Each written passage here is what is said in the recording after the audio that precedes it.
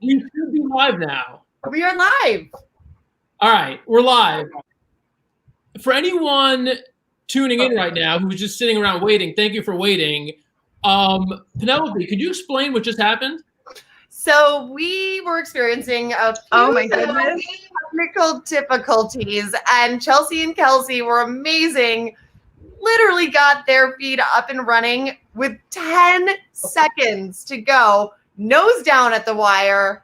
Beautiful ride. Good job. Seriously, up just at the wire. Perfectly. Okay, people have hung around, and we're already getting comments. The first one we have is from Joe, who I believe is Kelsey's mom. And she asked, was my daughter late?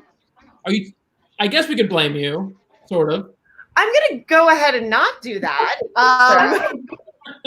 You guys were on time. The technology was glitchy. So I'm going to go ahead and blame Big Tech because that's not really a person. All right. Well, let's go ahead and you can blame me. Let's welcome them in formally. Kelsi Harr and Chelsea Bailey, two jockeys at Oaklawn Park. The Ladybugs, I believe, is what you refer to yourself as, right? Where did that name come from? I mean, for those of us who understand racing, what bug means, explain what a bug means and how you guys came up with that name. I came up with the name because usually it's a bug girl or a bug boy, and I like lords and ladies, and so I was thinking a lady sounds more formal and better than just a bug girl, so I kind of started calling myself the Ladybug. I like it. And you guys have obviously become good friends, right? You both started at Canterbury Park in Minnesota. Was it around the same time? Is that where you guys developed a relationship? Yeah, I would say so. We knew each other before that, just from years here at Oaklawn on the track, galloping and stuff together. But our friendship really took off in the jocks room in there together. That's so cool. And I actually I'm really interested in that because I know that, riding competition in general is pretty intense, but being a jockey, that's one of the most competitive things you can do. How does that play out in your friendship, or does it not really come to pass because it's just happy for each other? Yeah, I think we get competitive. I mean, neither one of us want to let the other one win by any means, but she actually nailed me on the wire on a horse I rode today. It was the last time I rode him, but I was home free, I thought, and she come rolling by me, and as she come by, she said, Kelsey! And I said, oh, man. And I told her when I got back up there, I was like, you little turd, but no, I'd much rather see her win. If it was going to be anybody beat me, I'd love for it to be her. Sure. You always hear stories about jockeys talking to one another. Are you ever in a spot where you're actually speaking to each other in the same race if you got both your horses next to each other? Somewhat, yeah. Yeah, we have before. We another race we rode together in Minnesota, and it was, I think, one of her maybe third or fourth races up there. And my fiance put her on a horse of ours, and I was on another one in the race, and she ended up beating me. And I was kind of trying to ride both horses during the race. I was coaching her along, and then when she took off in front of me, I was like, no. My race was over, so I was cheering her on. That's awesome. We've got a bunch of questions that people have sent in. They're actually commenting now, so we're going to get to those questions in a little bit. I just figured we should do a little bit of background to start. We already talked about Canterbury being there and obviously riding at Oaklawn. But before that, Kelsey, let's start with you. You grew up about an hour east of Little Rock, right? And you used to go to Oaklawn when you were a kid. Tell us about kind of how you came up and how you really got into horses and racing. Oh, well, yeah, when I was real young, my grandparents on both sides of my family, they kind of liked the races, and they would come some. We weren't a huge horse racing family by any means. Nobody really got into it real deep. But I did come over a couple times as a young kid with them and watch the races, and they gave me money to bet on which horse I liked, and but that was kind of it for the races, the racetrack, until I guess I was probably a junior in high school, and my mom was working on the backside here at Oaklawn. She was walking hots for trainer Rick Jackson, and I was just going to high school, and she started begging me to come over. She knew I'd like it if I ever got over here, and she told me how much she liked it, and so I started coming over, and any chance I could get on the weekends, spring break, anytime I was out of school, I'd come over and hang out in the barn, and Rick let me walk horses and help out around there, and kind of got realized that people were making money riding horses on the racetrack. And I grew up riding a pony. I'd run barrels and poles in the rodeo since I was 5 years old. And of course, my thing, I lived and breathed them my whole life. So I kind of realized that they could make money, and they were paying them $15 and $20 a head to get on and ride them around for a couple minutes. And I thought that was just unbelievable. I said, man, if I can ever get over there and land that job, that's what I want to do. And so from there, I just tried to get over any chance I could and learn, because I, coming from the rodeo world and the Western world, I knew zero about the racehorses. I knew horses, but that was it. I knew nothing about racing. So anyway, got into coming over and helping out, and then I had to go off to college. So that didn't last very long, and I decided that wasn't for me, and came home the next day. I went to the track and a grooming job, and I groomed, and the trainer I was grooming for gave me a shot to ride some babies, and started riding, and I exercised for, I guess, 8 years before I started trying to ride races, and got my first mount there at Canterbury, and now here we are. That's awesome. I mean, that's a pretty change of tack from Western saddles to racing saddles. Yes, it was a big change. I thought there's no way I would ever ride that. It feels like home. I get back in my Western tack every now and then on my pony there at the house, and I feel awkward in it now. I'd rather be in a flat saddle. So it's funny how things change, but very much a different deal. And Chelsea, you grew up in Washington State near Seattle. I know we haven't even mentioned it. It seems like every time you're introduced, you're introduced as jockey and MMA fighter, but there's more to that. You were a state champion, and when you were in school. Tell us about that. I mean, just your upbringing and how you gravitated toward wrestling. I'm just basically a rebel, and when I get told like I shouldn't do something, I'm going to do it anyways. And being the only girl on the team, it was like something I wanted to do, and I liked that it was a challenge, and I just kept pursuing it. And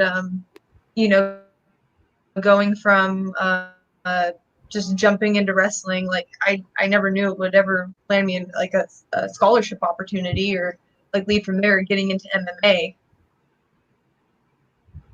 Yeah, we have a question here. I mean, from Shanine, which is just, she's saying, I think what most of us think. I've heard you say the opposite. I'll let you tell us which one it is. It's a major difference from being a fighter to being a jockey. How did you make the transition? I've heard you say that there are actually a lot of similarities.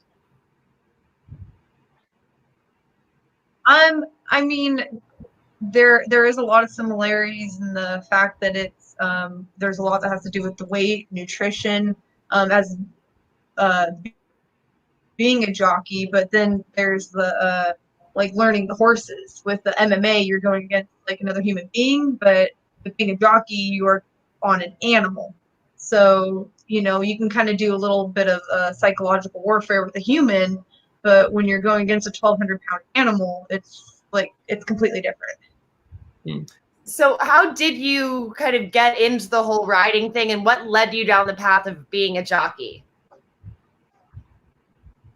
It was a kind of a childhood thing that I had always wanted to do it.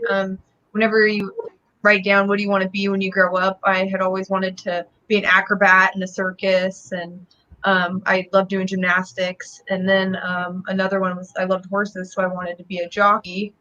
And a job that had gotten shut down, my mom kind of told me not to think about it because it's never going to happen, was be the Pony Express, because I find mail fascinating. So I wanted to ride a horse and deliver mail, but we're in the 21st century, so yeah. Oh, it's so funny. You've been good at it. That really is funny. I mean, it's fascinating to hear. There's no doubt, based on what we've heard from you so far, that you've defined, describing yourself as a rebel it's completely apropos. Kelsey, in terms of like other careers you might have thought about as well, I also saw where you thought about becoming a nurse. How seriously did you think about that, and how did you decide that wasn't the way to go? And then also, as another layer to that question, with everything going on right now with coronavirus, I'm sure you've thought about wow, what if I was a nurse right now? Yeah, for sure. I have a lot of family that is on the front lines right now, cousins and sister-in-law, and a lot of people that are out there fighting it. And I definitely think about them, and we're praying for them and thinking about them and hoping this all gets over quick. I have to be honest and say that when I was picking out at high school what I wanted to go be, what I was going to be when I got older, what job I was going to be, there wasn't a jockey or a barrel race, any of the things that I thought would be cool. So I guess I kind of just checked a box and went with the flow. Looking back on it now, then I thought I knew everything. I was 17, and my mom's watching now. She would attest to that I thought I knew everything. So yeah, I think I just what my friends were doing. It's it was something I thought would make good money and all the things they tell you to look for. So I just checked a box and went with it, and shortly found out that college wasn't my scene, and yeah, I wasn't doing very good, and I missed the horses. I kept thinking about them, and in the back of my mind, I knew that I could leave at a moment and be on the track the next day, really, and that might have been the worst thing that happened, but I think it was the best, because I wouldn't change a thing. I don't want to be a nurse. I'd have been a terrible nurse. So I'm happy to be where I'm at now, in the saddle. Yeah, I completely understand that. I've been chasing the horses my whole life too. Once they get in your blood, they're there. Sorry, Dan, go ahead. You look like you had a... No, I was going to say, I don't know, I'm getting like so many questions. I didn't know if you want... I want to jump on some of these. They're so good. Yeah, go ahead. All right. One of the first questions we have from this video live right now is from Brock Lewis, who, since I can't answer that, you can. He says, is it hard to ride with very long hair? Dan, maybe you can take this one. Yeah. Sure.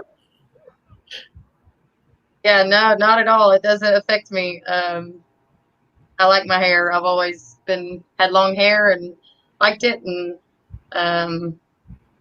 I've been told, I think Chelsea too, we get told all the time that we should put it in our helmet. And, I mean, I have a lot of hair. Yeah, I'm like a cousin it, and like this is not going in a helmet. Yeah, like, I have to buy like 2 sizes bigger, so like that's not going in there. Yeah, I don't think that was very hard. And I think back in the day it was you hid your hair because you didn't want to be seen as the female or to be picked out as the female. And you're gonna pick me out if I had my hair or not.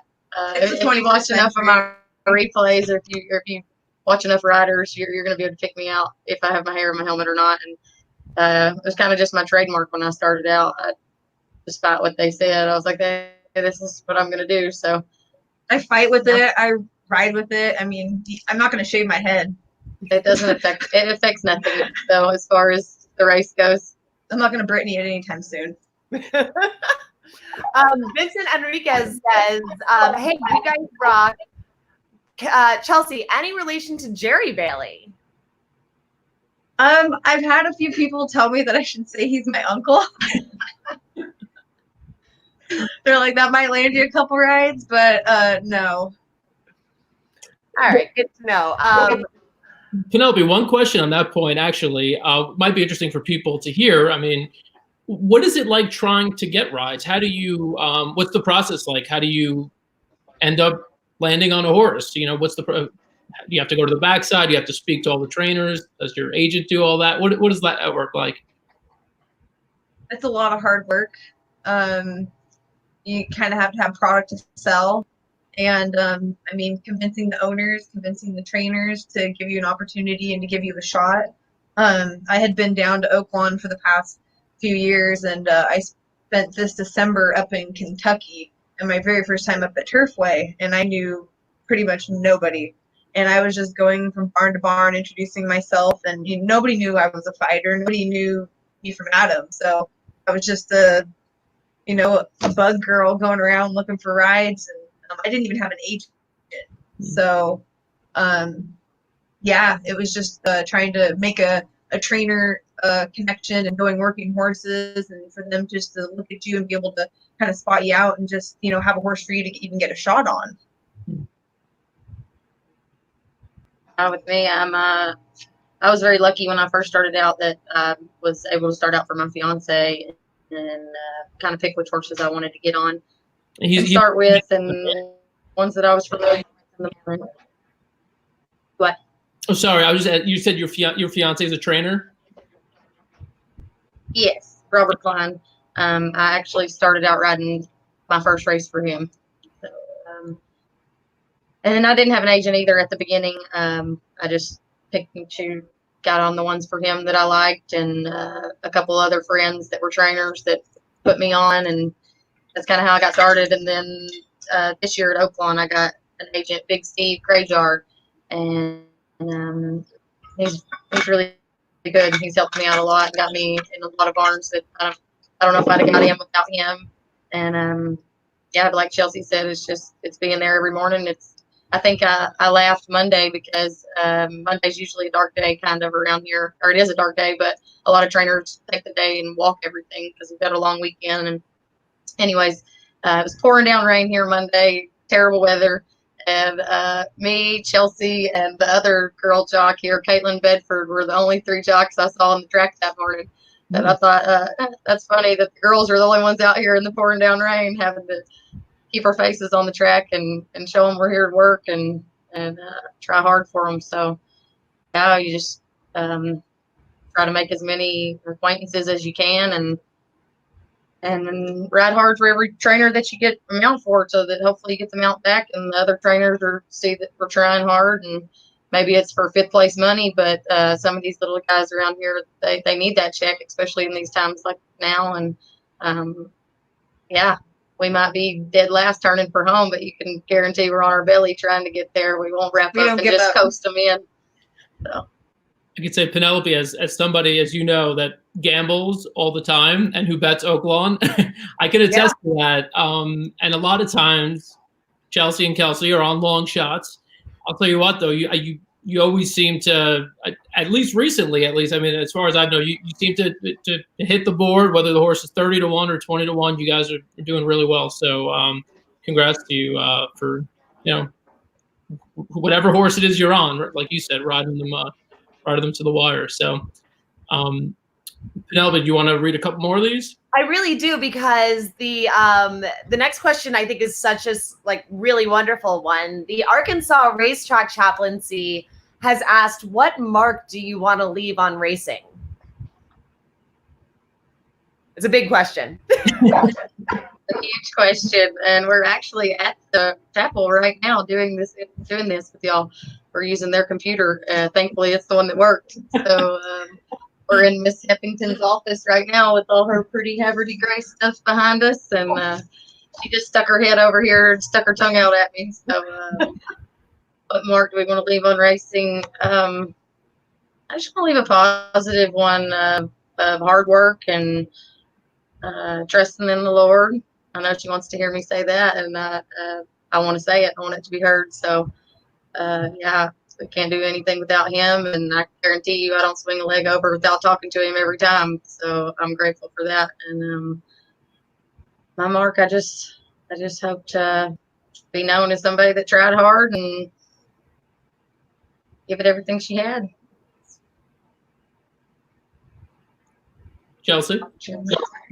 I think with it being such a social media era, and everything. I know that there are plenty of other female jockeys out there, but with, you know, being new and up and coming, you know, just to show that females, I mean, it already has been shown, but to, you know, I think with COVID-19 going on and everything, and with this sport being one of the only sports going on, I think it's really brought in a whole new pool of eyes.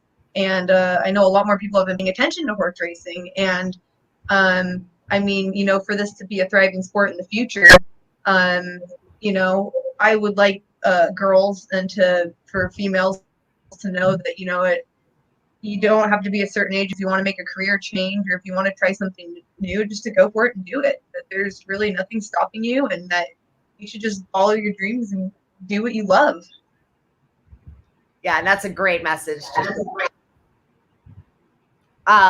Shannon Ridman wants to know, if you ladies could have ridden one horse from the past, who would it have been and why?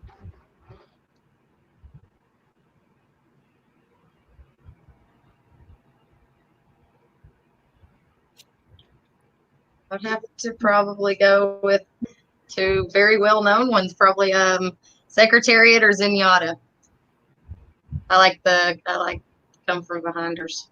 Does it have to be a horse that's present or in the past? Oh, well, I mean, I guess if you consider the past to be anything before today, it could be present.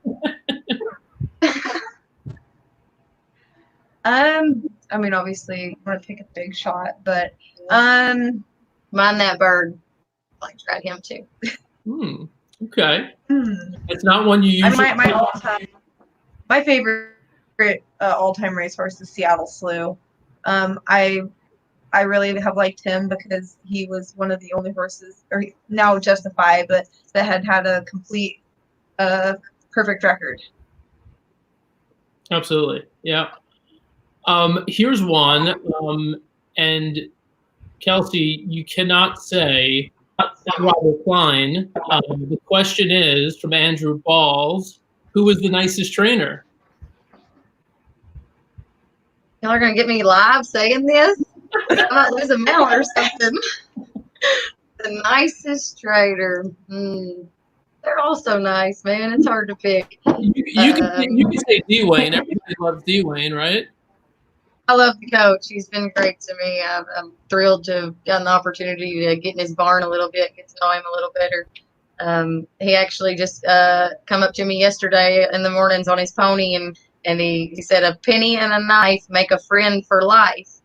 And I kind of looked and I said, "Huh?" And he said, "A penny and a knife make a friend for life." And he pulled out a pocket knife and gave it to me, and on the inside it had that little saying on a piece of paper and a penny. So I put it beside his book, Sermon on the Mount, at my house, but I also have the memorabilia of his. And no, I love the coach. Larry Jones, I've got to say him. He's been great to me. He's like a father figure to me. So he's super nice. And he's also, we know each other enough to play around and not be so nice sometimes. We can joke around a little bit. So, a lot of the trainers here are great. It's hard to just pick just one. I'm going to say every trainer who has given me an opportunity in a shot. Good girl. Fair enough. Penelope, do you want to read a few more, or should we jump back to some of the other questions that people sent in earlier? I should probably re-quote that real quick. The nicest trainer on the backside, I will say, is Lynn Claverad. Hands down. All right. Oh, what's the Your story? mom says your fiance is because you have to go home to him, but we did say outside of your fiance. So Even if y'all wouldn't have said that, I probably wouldn't have said him. He's definitely not nicest. Oh no. Well, I do want to read this out loud because it's really adorable. But Shannon Summer Ridman says, I have to say this. My 7-year-old son is watching, named Colton, and he says he has 2 new crushes. It's awesome. He loves horse racing. So I assume it's Dan and me. Hi, Colton. Exactly. The kids love us. They just love us. I mean, what's not to love? Dan, you want to take some of the older questions we have, or not older, but some of the social media post questions we have? For sure. So one is specifically here, was posted on Instagram, is specifically for Kelsey. Thoroughbred Obsessed owns an OTTV named Hunky Monkey and says that Kelsey rode that horse and asked, do you remember that horse, Kelsey? Of course. How do you forget a name like Hunky Monkey? Yeah. So she wants to know what basically what you liked about him and what you remember about him. I remember his trainer was Nancy Sheehan. She was a great lady. Me and her got along real good. The horse, I think I rode him 3 times, if I remember correctly. We're in a third on him, I know. I looked it up. He didn't feel bad. He didn't win with anyone else riding either. Good. That's always good to know. Yeah, I didn't realize he had retired, so I'm glad she got a nice horse. He was always a pleasure to ride, and he tried very hard every race. He was always trying. I had to ride him pretty much the entire race, every race.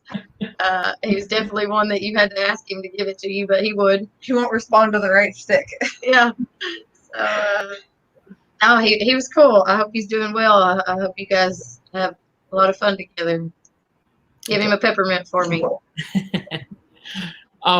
Adrian on Instagram asked many questions, like a lot of questions. So I'm going to ask you all of the questions that Adrian asked, and then you can answer whichever one you like. Have you ever rode in New York? Which I think we know the answer to that one. That's an easy one. You have not rode in New York yet. What's your favorite quality in a horse? Clear tequila or dark tequila? Do you have an Instagram account? Do you exercise? Do you prefer to run or bike? And have you ever danced bachata?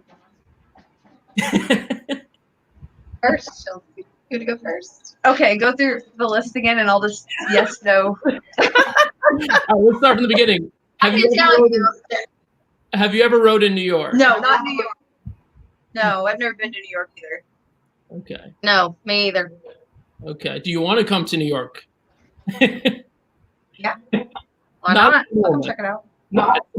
Some point down the road. Yeah, not right now. Yeah. What's your favorite quality in a horse? Disposition. I like its demeanor. Favorite quality. And their personality, because they all got personalities. Yeah, you gotta like I gotta get along with them first. I like horses that have big throats. I always like to check the horses' throats if I'm able, but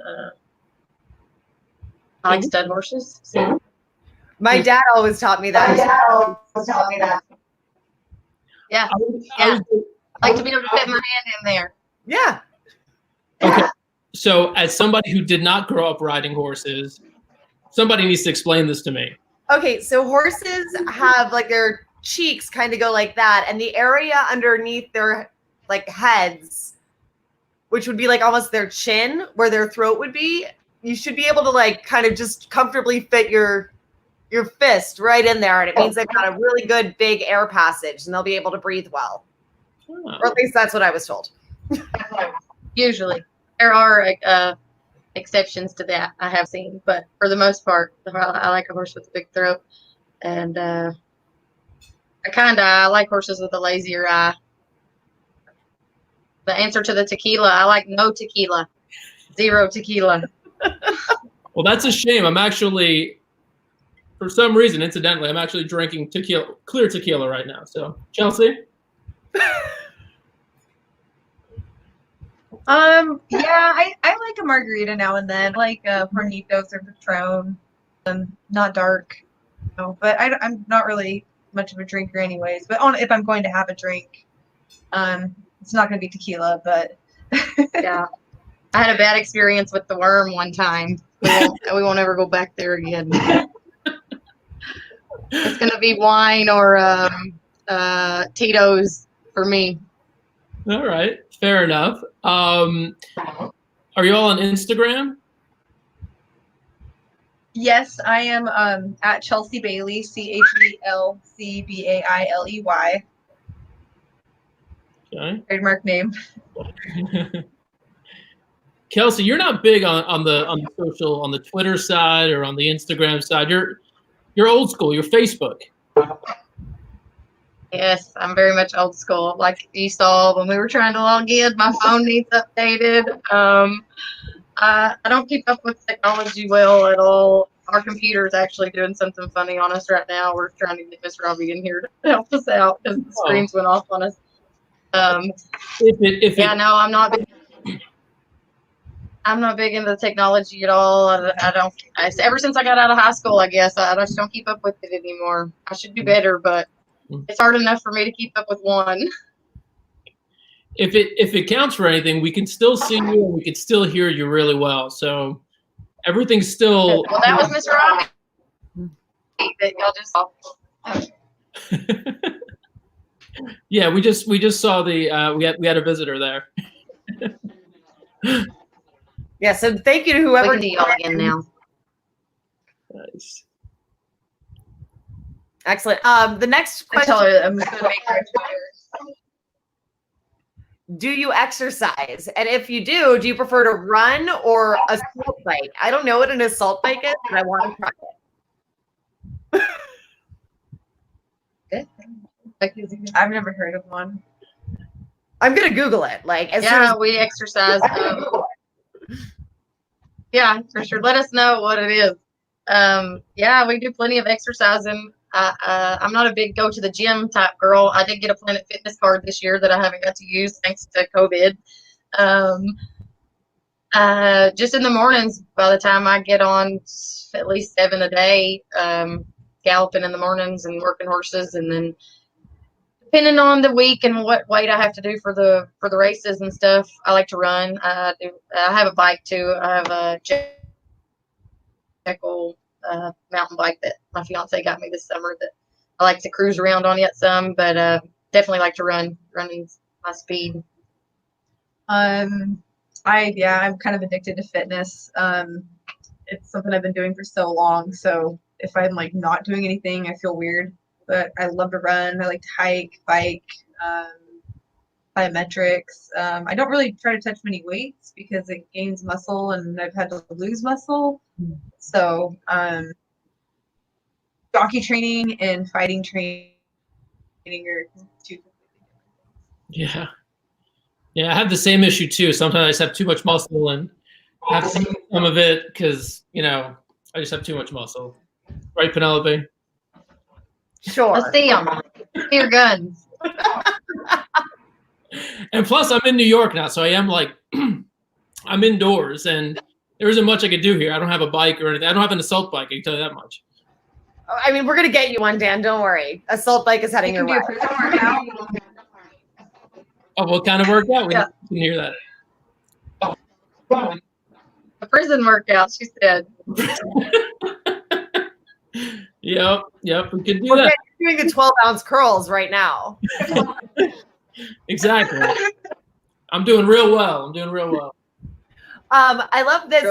Steve Mellon said, being in California, I wasn't much aware of Chelsea until she rode my mare, Heart's Passion, recently. I was praying for a good result, not so, but it was very cool to watch this and hear more about her. Oh, awesome. Yeah, my husband, he actually worked for Jerry Hollendorfer, and I had gone by since I had gotten here because I know that Jerry will ride females. So that's another thing when you go talk to a trainer, you got to make sure that they'll ride females because there are trainers out there who will not ride females. And so I wanted to, just see my luck. You keep knocking on the door, you're going to get answered. Nice. To that point, Aaliyah Arvidsson wants to know if you guys will be back riding at Canterbury this summer.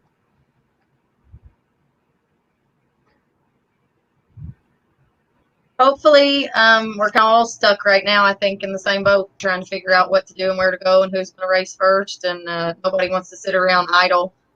We don't make money unless we're in the saddle. So, yeah, we're just trying to kind of figure out what the game plan is. Canterbury is where we want to go, as my daughter loves it there. It's a good family place for us, and we've come to love it. We put in a stall out there. They've recently said that they are opening the backside for training. I haven't heard on racing yet, though, as far as what time, when they plan on starting that, or I know that if they do get to race, the schedule is going to be changed, and it's a long way from home for us, so we don't really want to ship everything up there and make all the trips and move our whole family up for just a couple weeks of racing or something like that. So we're kind of just trying to play it by ear and see what happens, but hopefully I'll be back at Canterbury and see all my peeps soon. Chelsea, how about you? Do you have any plans for the next few months, or kind of trying to see the way things sort of play out? Kind of waiting to see how things play out. I mean, I had kind of a general like game plan, but that really got changed. So I mean, everything's just up in the air. Okay. Penelope, I know you were talking about a little bit earlier before we started. You were saying something about, we always hear Canterbury is like this awesome racetrack. Like families go there, everybody loves, like, as an experience. What could you both tell us about just, for anybody who's never been to Canterbury as a fan to watch the races, what makes it so unique and so cool? It's quaint. It's really, really pretty. Minnesota's a really nice state. I thought it was a really nice little track. I think it's kind of like a underrated one a little bit, but I think it's a really nice facility. Yeah, me as well. As far as the backsides that I've been to, it was very well kept and clean, and we park our camper there right by the track, and my little girl gets to run loose and ragged all over the backside, and they let us bring our dog with us. A lot of tracks, they ban dogs, and so when you're dog people, that puts a damper on things. So I get to take my dog with me, and yeah, it's just a good spot for. Everybody kind of hangs out there, and I don't know if it's because everybody's so far from home and they're all living on the backside or what, but when the day's over, everybody kind of just gets together and hangs out, and somebody's cooking at a different barn every night. And it's just it's a fun little atmosphere up there. There's the land of all the lakes, and my fiance loves to fish, so we take our boat and we do a lot of fishing up there. We get a lot of time that we don't get here at home because we're so busy doing so much here. It's kind of vacation for us, but yeah, there's just a lot to do. Even if you're not into horse racing, the track always has something else going on. They've got concerts, they've got they bring in some exotic cars, and they do car shows, they do all different kinds of stuff all the time. So if you're not into the horses, there's definitely something else going on that interests you for sure. Penelope, we just got a couple more questions. Do you want to run through some of those? Yeah, I really like the latest one from Brock Lewis that he asks, when you won your first race, what was the celebration like?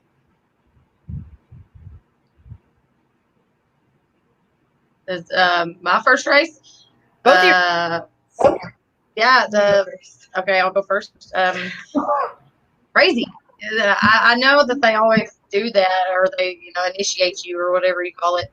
I'd been told that, I'd known that, but for some reason I kind of forgot all about it. I guess the adrenaline and everything that was going on, all my family being there and thinking about other things, they kind of snuck up on me out of nowhere. I think I was more upset that my brand new helmet I just paid all that money for had baby powder and crap all in it, but it was fun. It was good times. I enjoyed it. I was glad that they did it, and it'll be something I always remember for sure. I mean, it was, for me, it was a shock because just by a nose hole, like, had barely just like made it, like, and because I was on the inside, it had looked like the other horse had won it. So, the camera and everybody's like all focused, like, oh, so I was like thinking like, yes, I got second. Like, I was super stoked for that. And then when I came back and they were like, no, you won. And I was like, no way. And Jimmy Hale, he he yeah, he came up to me and he was like, "Oh, this is your first race?" And I was like, "Yeah, my first race." And he thought it was my first one at Oaklawn, not like my first race like ever. And then he was like, "Oh, your first race?" And I was like, "Yes." I had a Kelsey serenade me, so she was able to. I had a bottle of champagne that I had wanted her to shake up and spray on me, and I had it just sitting in my jockey box. And I was like, this is how you would like do it. You would wind it, you shake it up. She definitely had to teach me, and I had difficulties getting it popped, and it was good. It was good fun. So yeah, you pre-planned your victory dance and your celebration before it happened. What did you say? Sorry. You actually pre-planned your celebration with the bottle of champagne. Yes. I like to watch NASCAR, and I think it's so cool how they have the bottle of champagne, like it's just a sign of celebration. So it's like, how your first win, how is that not a big celebration? So I knew it was going to happen. It was just a matter of when.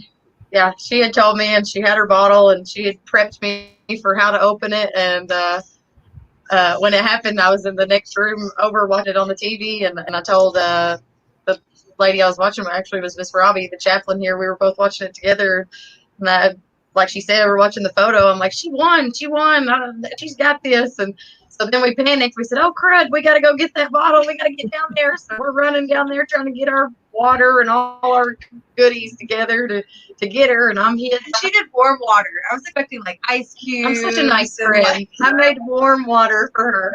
She didn't want to get punched. Yeah, here comes out. I didn't want to get put in the headlock. Chelsea, you said you like watching NASCAR. Do you have a favorite driver?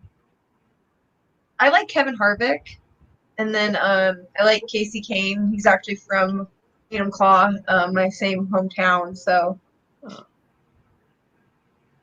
you think you might take on NASCAR at some point? Give that a shot too. About this, I would drive a fast car. I mean, I need a lot of like practice, but I mean, I'd do it.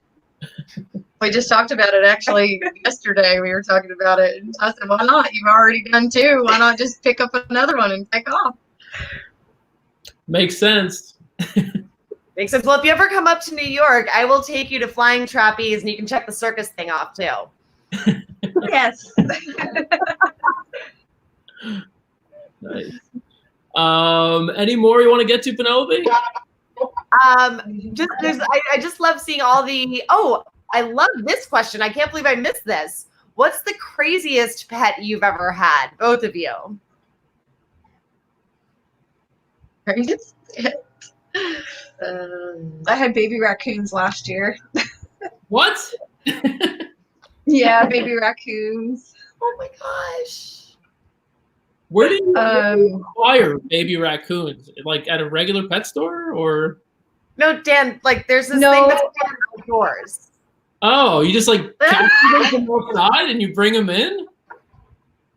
How does this work? Somebody brought them to me. I already told you, I'm in New York. I don't know how this stuff works.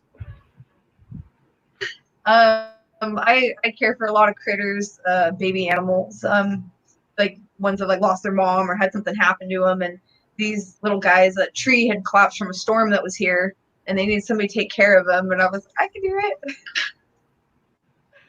Okay. That sounds so great. That's the most recent one. I've always just been kind of a dog and horse person. I can't think of any crazy pets I've had. I had some gerbils when I was little. They escaped. My daughter has a hamster and a new rabbit that she got for her birthday. So those are the extremes that I'm getting to enjoy now. We got some chickens. Any barn goats or anything like that? There's a couple at the farm. They're not mine, though. We had a goat. His name was Cupid. We got him on Valentine's Day. We ended up getting rid of him and letting him go to a little farm where we used to live. Let's see if it'll come up. Trying to show you her raccoons. Like baby raccoons. Oh, Goodness. all right. They look sweeter than I imagined. I'm gonna have to get some. My landlord would kill me. Yeah, I don't think they're allowed in your apartment, Penelope. No, I think the whole point in New York is to keep the rodents out of the apartments. You can have up to 8 in Arkansas. Trash pandas. That is a very ringing in Arkansas.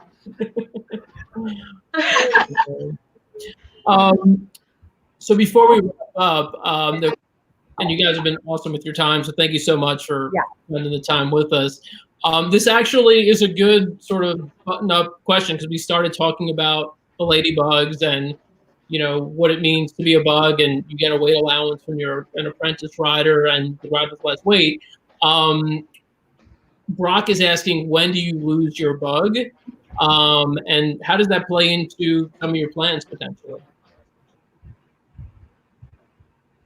Well, I think, don't quote me on this because I could be wrong. I've heard so many different things, but I know it's 40 wins. You can get 40 wins with the bug, and your bug technically starts after your 5th win, or it doesn't start until after your 5th win. So my bug started April 16th of last year is when my bug technically started, and then it goes down however so many wins. It goes down from 10 pounds to 7, and then you'll go from 7 to a 5 pound.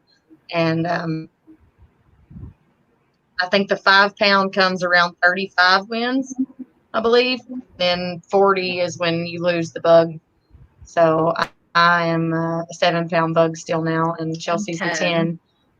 And yeah, so I want to win the races and lose the bug, but the thought of having it again here at Oaklawn next year would be nice too. So yeah, dang if you do, dang if you don't. Right. And actually, since you mentioned it, with Oaklawn wrapping up next week, it's Arkansas Derby Day. Do you have any mounts that you're excited about coming up in the next week or on Arkansas Derby Day that you know of? And what are your general emotions, I guess, wrapping up the meet here? This is you both had, you're going to look back on this and remember it as one of the pretty incredible experience. I would imagine. Just talk about sort of your emotions here as you head into the last week, and if there's any horses you're looking forward to in this last week. I don't know about Derby Day yet. Obviously, we haven't entered, but I do know that May 1st, my favorite horse of all time, Mr. Bandit Point, will be running in the Arkansas Breeders' Championship Stakes, and I'm super excited about riding him and hoping we can get the money. So, yeah, it's sad. It's bittersweet that the meet's wrapping up. It went by fast, as it always does, and extremely fast. It seemed like this year with no fans here at the last little part, and just didn't get to have the same type of race meet that we usually do. And bittersweet for it to end, but we're all needing a little break and figure out where we go next. So I'm on Bandit Point. I'm really excited about, just being able to ride. It's, there's so many people not even being able to go to work in the past couple of weeks, and to be involved in this sport, and that my family back home in Washington can turn on NBC and see me on TV is just an absolutely amazing thing. I got to fight on ESPN for fighting, and it's like now they get to change the channel, like see me on for racing, and for all these times that that America can kind of tune into one of its own old original pastimes, and see that horse racing that was still going on 100 years ago is still going on today. It's definitely not having the people. It is very different, and not being able to dress up, because that's like what everybody looks forward to towards the Derby, and seeing all of the best horses and everything. It's definitely been a journey, and that it's coming to an end. It doesn't really seem like it is, but at the same time, it's like, oh, this is like next few days, it's coming to a close. It always creeps up on me every year. It's always it's a hype right now because it is the end of the meet. It is the Derby and all the big races and stuff. So it's the last hoorah, I guess, as everybody gets excited around here. If the hype's big, and then it's just over that quick. Everybody's leaving, and all your friends are saying bye. So Arkansas Derby, May 2nd, and you can watch it on NBC. We're actually going to be doing a live show on Facebook and on Twitter in Arkansas Derby Live. So we're going to be doing, while Chelsea and Kelsey are riding, we're going to be sitting probably in the same seat, talking about them riding and other races. And also this Saturday, while Chelsea and Kelsey are riding, Penelope is going to be doing something really, really cool that I wanted her to tell everybody about so they can get involved. This is literally the opposite of being a jockey. I'm in a pie eating contest for charity. That sounds fun. I will not make weight after this, but yeah, so it's a fundraiser for the Jockey Club Safety Net Foundation. A group of friends on Twitter and I got into a weird conversation about bucket lists. One of them mentioned that they wanted to be in a pie eating contest, and the idea was born so people can like bet. It's not really a bet, but by donating to the Jockey Club Safety Net Foundation, which aids backstretch workers in need, especially people who have health issues in this time of, global pandemic. And then you can just DM any of the social media accounts. We have a piece on it actually up on America's Best Racing today, with proof of your bet, and you can be entered to win a prize, which is pretty cool. A lot of really cool prizes. So if you are, thank you, Joseph, I am the favorite to win. Having already won a pie eating contest in the last year, because that's how my life goes. It's for an amazingly good cause to support the people who work so hard to keep these horses happy, healthy, and fit. And any donations, whether for this contest or for anything, are amazingly welcome. They really do help the people that help our horses. That's awesome. Kelsey, have you ever been in a eating competition? I know you're both very competitive. Have you done a food eating competition? Food's not my strong point, not like consuming massive amounts. I'm more foot races, who can do the longest handstand. I've never been in one, but I can throw down on some chocolate and some cake and cinnamon rolls and goodies. So I could definitely get in on the birthday or the cake eating contest with you. I'd give you a run for your money on that one, probably. I'm here in racing, though. Yeah. Once the meet ends, Penelope, get in touch with Kelsey, and she can sign up for the next one. Sounds good. All right. Well, thank you all so much for taking the time and for doing it. We had a little bit of technical issue which delayed us, so thanks to everybody who stuck around and asked questions. We had some really great questions. And thank you to Chelsea and Kelsey for, again, being so generous with their time. Thank you guys for having us. It's awesome to have people recognize us and care to talk to us. Thank you all so much. Thank you for the support. All right. Yeah, thank you. All right. Be safe. Be well. We'll see you all soon. All right, guys. Y'all too.